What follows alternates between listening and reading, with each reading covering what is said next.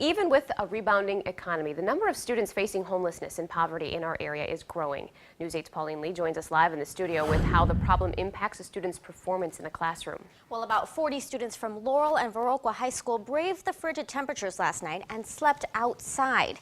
It's part of the annual poverty awareness event we shared with you yesterday on News 8.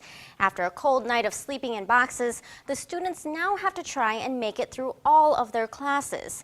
It's a task they have to experience just for a day, but for their homeless peers, it could have lasting negative effects over time.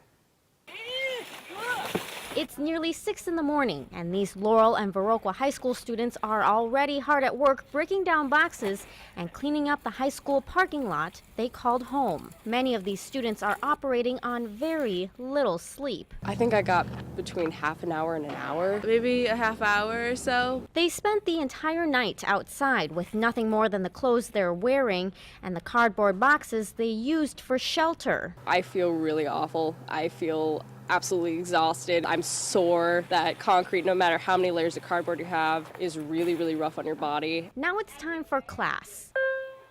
Even before half the school day is over, some students seem to be catching a second wind. I'm definitely a lot more awake now. But for others, the lack of sleep is starting to really take its toll. It makes everything a lot more difficult and harder to stay focused on what I'm doing. For a growing number of students, this routine is a reality. During the past 2 school years, Crawford and Vernon counties each saw homelessness grow by more than a dozen students. It's hard to care about what year of war happened when you're tired, when you're hungry. As a teacher at Laurel High School, Renee Brooks sees firsthand how the lack of sleep and the stress of homelessness impacts students in the classroom. Concepts build. So if they're not understanding the fractions, then when you go to use fractions and quadratic equations, they're behind even more, and that just keeps building. So if we lose them too soon or anywhere along the way, it just gets harder and harder. Life for these students goes back to normal after today, but the experience they've had gives them a better understanding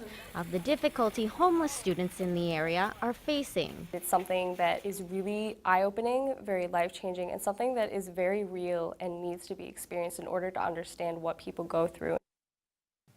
Now, this year's poverty awareness event saw its biggest turnout since the project started 9 years ago. Organizers say this was also the coldest year participants have ever faced. Thank you, Pauline. The poverty awareness event was also a fundraiser. Final numbers aren't in yet, but organizers say they are very close to their goal of $4,000. All of the money will go to the nonprofit organization Coulee Cap to help families in need.